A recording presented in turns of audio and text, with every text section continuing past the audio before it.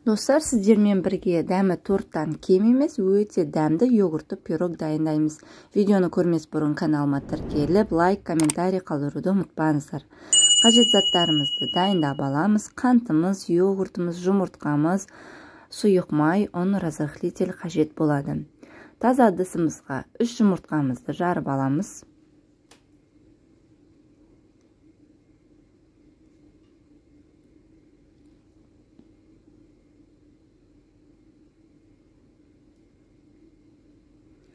Осы жұмыртқаның үстіне қантты салып, жақсылап, аппақ көбік болғанша миксерлейміз.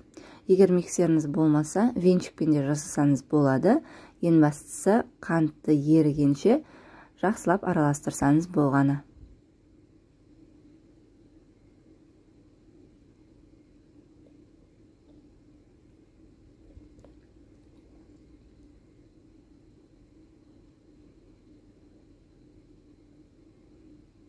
Міне бізде осындай аппақ көбік пайда болды. Енді осының үстіне сұйық майды және йогуртты салып, тағы да жақсылап миксерлейміз.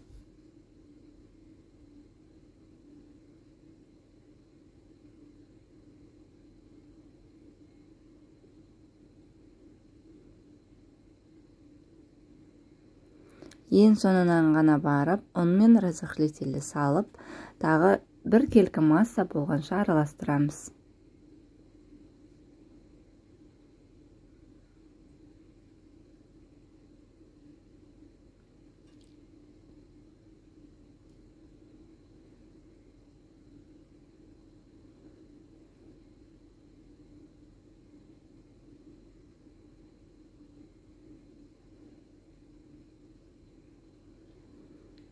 Лопатканың көмегімен жан-жақтарын тазалап, жақсылап, барлығын бір араластырып аламыз.